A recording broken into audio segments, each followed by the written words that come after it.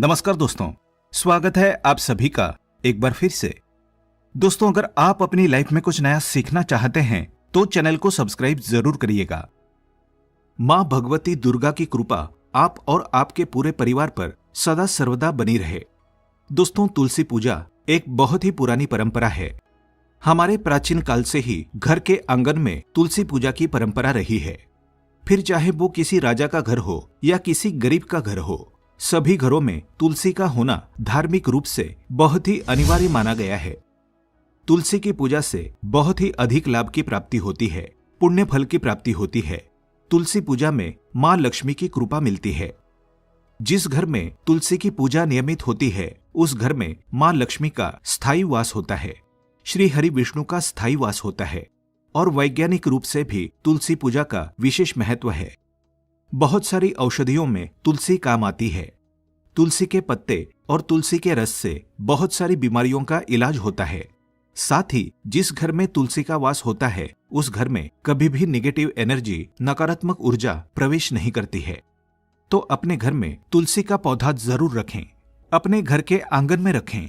आंगन में जगह नहीं हो तो आप बालकनी में रख सकते हैं, कहीं भी रखें, पर अपने घर में तुलसी का पौधा अवश्य रखें। प्रतिदिन उनकी पूजा करें, क्योंकि मां तुलसी की पूजा से सभी तरह की परेशानियों से मुक्ति मिलती है, सभी तरह की समस्याओं से मुक्ति मिलती है। कारण बहुत ही सिंपल है। जब हम तुलसी की पूजा करते हैं तो श्री हरि विष्णु की कृपा हमें अपने आप ही मिल जाती है। श्री विष्णु को मां तुलसी बहुत प्रिय है और जब हम अपनी कोई भी मनोकामना मां तुलसी से कहते हैं, बहुत ही शीघ्र पूरी हो जाती है। क्योंकि मां तुलसी से कही गई जो भी हमारी मनोकामना होती है, वो सीधे भगवान श्री हरि विष्णु तक पहुंचती है। तो वो मनोकामना हमारी अवश्य पूर्ण हो जाती है, जो कि हम मां तुलसी की पूजा करते समय माता जी से प्रार्थना करते हुए कहते हैं।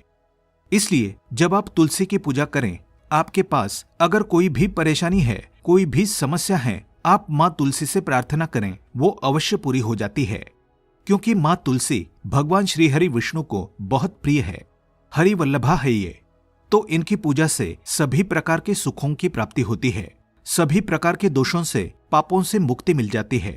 साथ ही सुख, समृद्धि, धन, वैभव की प्राप्ति होती है, अखंड सौभाग्य की प्राप्ति होती है, वैवाहिक जीवन सुखमय होता है। और घर में वंश वृद्धि की अगर परेशानी है, वंश वृद्धि नहीं हो रही है, तो मां तुलसी की पूजा करते हुए मां तुलसी से प्रार्थना करें तो शीघ्र ही संतान की प्राप्ति होती है। मां तुलसी की पूजा के अनेकों लाभ है, इसलिए तुलसी अवश्य रखें और तुलसी की पूजा विधिवत रूप से करें। दोस्तों, सबसे पहले जानते हैं तुलसी पूजा कैसे करनी चाहिए। तुलसी पूजा में किस तरह की सावधानियां हमें रखनी चाहिए। आज की वीडियो में हम ये सभी बातें आपको बताने वाले हैं कि तुलसी की पूजा में हमें इतने अधिक लाभ है, तो उस तुलसी की पूजा में हमें किस तरह की सावधानियां रखनी चाहिए, कौन से नियम है जिनका पालन करना चाहिए। जैसे कि तुलसी में जल चढ़ाने की विधि क्या है, तुलसी में दीपक जलाने की क्या विधि है, तुलसी को भोग लगाने की क्या विधि है, तुलसी का जो पौधा हम लगाते हैं इसे कब लगाना चाहिए और घर में कहाँ लगाना चाहिए, तुलसी का पत्ता कब तोड़ें, कब नहीं तोड़ें, तुलसी में शालिग्राम रखें या शिवलिंग रखें, तुलसी सूखने पर हमें क्या करना चाहिए, तुलसी की कितनी परिक्रमा करनी चाहिए और रविवार के दिन तुलसी पूजा कैसे करें, नियम और सावधानियां क्या है अगर हम तुलसी की पूजा करते हैं या तुलसी का पौधा अपने घर में रखते हैं।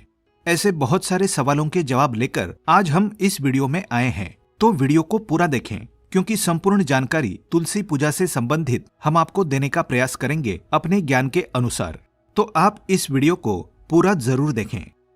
लेकिन दोस्तों, उससे पहले आपसे रिक्वेस्ट करते हैं कि वीडियो को लाइक जरूर करिएगा, दोस्तों को शेयर कर दीजिएगा और अगर आपने अभी तक चैनल को सब्सक्राइब नहीं किया है तो चैनल को सब्सक्राइब करके बेल आइकन जरूर दबाइएगा। दोस्तों, सबसे पहले बात करते हैं कि तुलसी पूजा के लाभ क्या है। तो मैंने आपको पहले ही बता दिया कि कितने सारे लाभ है और भी बहुत सारे हैं जो कि हम बता भी नहीं सकते, अनगिनत, इसका वर्णन नहीं किया जा सकता है। तुलसी पूजा करने की विधि क्या है। तुलसी पूजा करने के लिए दोस्तों, सबसे पहले प्रातःकाल जल्दी उठना चाहिए। स्नानादि के बाद जहां भी आपने तुलसी रखी है, चाहे अपने आंगन में रखी है, चाहे आपने बालकनी में रखी है, आप तुलसी के पौधे के पास जाएं। पूजा की सभी सामग्री आपको अपने साथ लेकर तुलसी के पास जाना है। जैसे कि आपके पास एक जल का लोटा होना चाहिए जो कि बिल्कुल शुद्ध होना चाहिए, हल्दी होनी चाहिए, रोली चाहिए, शुद्ध घी चाहिए, दीपक चाहिए, अगरबत्ती, धूप बत्ती, पुष्प, नैवेद्य, ये सभी चीजें लेकर आप माँ तुलसी के समीप जाएं। सर्वप्रथम माँ तुलसी को प्रणाम करें। वहां पर आप एक आसन बिछा लें और उसके बाद आप माँ तुलसी को जल अर्पित करें। जल अर्पित करते समय आपको विशेष ध्यान रखना है। जल कितनी बार अर्पित करना चाहिए, कैसे अर्पित करना चाहिए, जड़ में अर्पित करना चाहिए या हमें ऊपर से ही तुलसी में जल डालना चाहिए। दोस्तों, तुलसी में जल चढ़ाने की जो विधि है उसमें सबसे पहले आप तुलसी की जड़ में जल अर्पित करें। यहां 3 बार जल अर्पित करना है। साथ ही अगर वहां पर जगह है जहां पर आपने तुलसी रखी है तो आपको हर बार जल अर्पित करने के बाद तुलसी की परिक्रमा करनी है। लेकिन अगर आपके पास उतनी जगह नहीं है कि आप तुलसी के चारों तरफ घूम पाएं, परिक्रमा कर पाएं, तो आप तुलसी में जल चढ़ाने के बाद मां तुलसी की 3 बार परिक्रमा करें। तुलसी की जड़ में आपको 3 बार जल देना है। उसके बाद आपको पूरा जो जल है वो तुलसी के पत्तों पर और पूरे तुलसी पर जल देना है, ऊपर से लेकर नीचे तक। लेकिन 3 बार जो सर्वप्रथम आप जल देंगे वो तुलसी के जड़ में देंगे। इस तरह से आपको तुलसी में जल अर्पित करना है। दूसरी जो चीज है कि तुलसी में दीपक कैसे जलाएं। तुलसी में दीपक जलाने की विधि क्या है। तुलसी में दीपक जलाते वक्त आपको शुद्ध घी का दीपक प्रज्वलित करना चाहिए। तुलसी में हमेशा आप कोशिश करें गाय के शुद्ध घी का दीपक ही प्रज्वलित करें। इसका बहुत विशेष लाभ होता है, मां लक्ष्मी की कृपा मिलती है। जिस घर में तुलसी में शुद्ध घी का दीपक प्रज्वलित किया जाता है, संध्या काल के समय उस घर में धन का कभी अभाव नहीं होता। मां लक्ष्मी की कृपा सदा बरसती है। इसलिए प्रयास करें कि शुद्ध घी का दीपक ही प्रज्वलित करें। लेकिन अगर नहीं संभव हो तो आप तिल के तेल का दीपक भी जला सकते हैं। तो तुलसी का दीपक आप जब प्रज्वलित करते हैं तो वहां पर आपको दीपक के नीचे आसन अवश्य बिछाना है। किस चीज का आसन बिछाएंगे? चावल का आसन। चावल का आसन यानी अक्षत। जिसके टूटे हुए दाने नहीं होते हैं, ऐसा चावल उसे अक्षत कहते हैं। ऐसे थोड़े से चावल के दाने आप दीपक के नीचे रखकर दीपक को प्रज्वलित करें। इस तरह से अगर आप दीपक जलाते हैं तो ये जो चावल होते हैं, जो अक्षत होता है, उसका हम जो धार्मिक कार्यों में प्रयोग करते हैं, उससे हमारे घर में मां लक्ष्मी की कृपा मिलती है। तो कभी भी खाली दीपक प्रज्वलित ना करें। कहीं पर भी आप दीपक रखते हैं तो उसको आप आसन अवश्य दें। इस तरह से आपको दीपक प्रज्वलित करना है। दीपक में आपको एक बात विशेष रूप से ध्यान रखनी है। अगर प्रतिदिन आप मिट्टी का दीपक प्रज्वलित कर रहे हैं तो हर रोज आपको दीपक बदलना चाहिए। मिट्टी का दीपक कभी भी एक बार के बाद दूसरी बार प्रयोग नहीं किया जाता है। तो इससे अच्छा है कि आप एक पीतल का या स्टील का, जो भी संभव हो, आप दीपक रखें, जिससे कि आप उसको रोज साफ कर लें, अच्छे से धो लें और उसके बाद ही उस दीपक को प्रज्वलित करें। और अगर आप मिट्टी का दीपक ही प्रज्वलित कर रहे हैं तो आपको चाहिए कि आप रोज नया दीपक लें। इस तरह से आपको दीपक प्रज्वलित करना है। तुलसी को क्या भोग लगाएं? दोस्तों, तुलसी को आप मिश्री का भोग लगा सकते हैं, किशमिश का भोग लगा सकते हैं, किसी भी मीठी वस्तु का भोग आप लगा सकते हैं। नमकीन नहीं होना चाहिए। किसी भी मीठी वस्तु का, जैसे कोई फल का भोग भी आप लगा सकते हैं। इसमें कोई संशय नहीं है कि किस चीज का भोग लगाएं। जो भी आपके पास सामर्थ्य है आप उस वस्तु का भोग लगाएं। लेकिन अगर आप मिश्री, बतासे या किसी चीज का भोग लगाते हैं तो तुलसी की जड़ में ना रखें, कोई पात्र रखें। उस पात्र में ही आपको तुलसी का भोग अर्पित करना चाहिए। अगला जो प्रश्न है, तुलसी पत्ता कब तोड़ें और कब ना तोड़ें? दोस्तों, तुलसी का पत्ता एकादशी के दिन, द्वादशी के दिन, पूर्णिमा, अमावस्या, संक्रांति, रविवार के दिन, मध्याह्न काल में या संध्या काल में, रात्रि के समय या ग्रहण काल, ये जो समय होते हैं, इस समय में आपको तुलसी का पत्ता नहीं तोड़ना चाहिए। एक और बात, तुलसी का पत्ता इस समय में नहीं तोड़ना चाहिए, ये बिल्कुल सत्य है। लेकिन अगर भगवान शालिग्राम को भोग लगाना हो तो इन निश्चित तिथियों में भी हम तुलसी का पत्ता तोड़ सकते हैं। तुलसी से ये प्रार्थना करते हुए कि हम शालिग्राम को भोग लगाने के लिए ये पत्ता ले रहे हैं, तो हम निश्चित तिथियों में भी तुलसी का पत्र तोड़ सकते हैं। लेकिन प्रयास करें कि आप पहले से ही तोड़ लें तो ये ज्यादा अच्छा रहेगा। जैसे आपको रोज ही शालिग्राम को भोग लगाना है, या ठाकुर जी को भोग लगाना है, या भगवान श्री हरि विष्णु को भोग लगाना है, तो आप पहले से ही पत्ते रखें। तुलसी के पत्ते कभी बासी नहीं होते हैं, तो आप इन पत्तों का प्रयोग कभी भी कर सकते हैं। पहले से तोड़कर रखें तो ज्यादा अच्छा है। दोस्तों, तुलसी में शालिग्राम रखें या शिवलिंग रखें। ऐसा सुना है कि बहुत सारे लोग शिवलिंग को तुलसी के पत्तों में, तुलसी के गमले में रख देते हैं। बिल्कुल भी ऐसा नहीं करना चाहिए। तुलसी के गमले में कभी भी शिवलिंग नहीं रखना चाहिए। तुलसी को शिवलिंग की पूजा में भी इस्तेमाल नहीं किया जाता है। शिव जी की पूजा में या गणेश जी की पूजा में तुलसी पत्र का इस्तेमाल नहीं होता है, इसलिए कभी भी शिवलिंग तुलसी में नहीं रखना चाहिए। लेकिन तुलसी के गमले में शालिग्राम आप अवश्य रख सकते हैं। तुलसी के गमले में शालिग्राम रखकर पूजा करने से अनन्य कोटि फल की प्राप्ति होती है। तो आप अगर तुलसी और शालिग्राम की पूजा एक साथ करते हैं तो बहुत ही श्रेष्ठ है। आप गमले में अगर नहीं भी रखते हैं, आपने अगर घर के मंदिर में रखा है, तो जब आप तुलसी की पूजा करें तब भी आप शालिग्राम को तुलसी के पास लाकर पूजा कर लें और शालिग्राम और तुलसी की एक साथ पूजा करने के बाद शालिग्राम को वापस ले जाकर अपने मंदिर में स्थापित कर सकते हैं। अगर इस तरह से आप पूजा करते हैं तो ये बहुत ही श्रेष्ठ होगा। दोस्तों, तुलसी सूखने पर क्या करें, ये प्रश्न होता है, क्योंकि कई बार तुलसी सूख जाती है और घर में तुलसी नहीं होती है। ऐसा इसलिए कि हम एक ही तुलसी रखते हैं। कभी भी घर में एक तुलसी नहीं रखनी चाहिए। घर में एक से अधिक तुलसी रखें। 4 या 5 पौधे तुलसी के रखें। ये बहुत ही अच्छा होगा कि अगर आप अपने घर में 5 तुलसी के पौधे एक साथ रखें।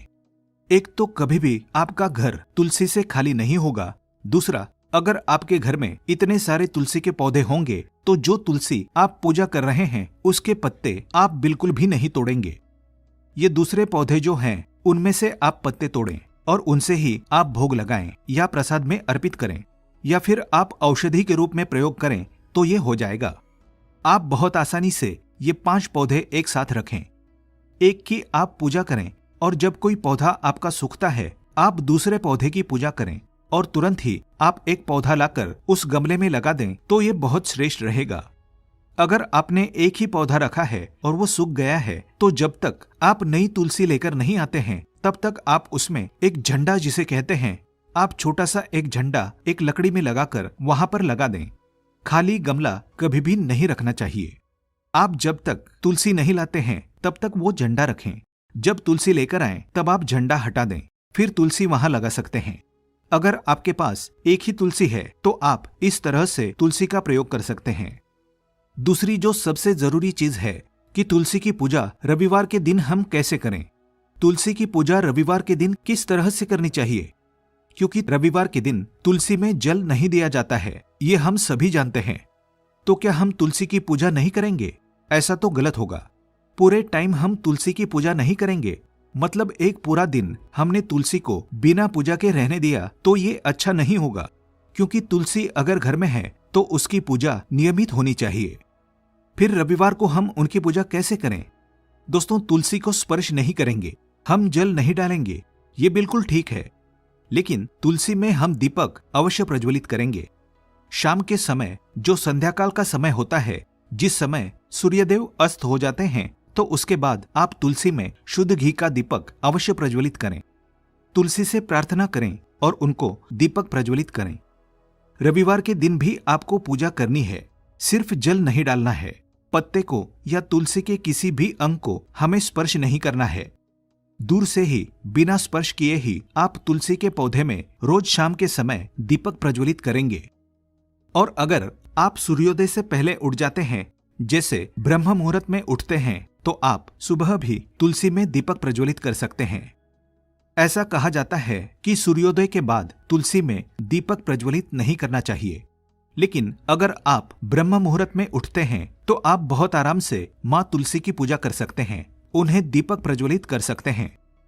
दोस्तों, तुलसी हमें कब अपने घर में लानी चाहिए, किस दिन तुलसी लगाने से लक्ष्मी की कृपा मिलती है और कौन सा दिन शुभ होता है तुलसी को लगाने के लिए? घर में जब आप तुलसी लेकर आएं, शुक्रवार के दिन लेकर आएं। बहुत श्रेष्ठ दिन है, माँ लक्ष्मी का दिन है वो।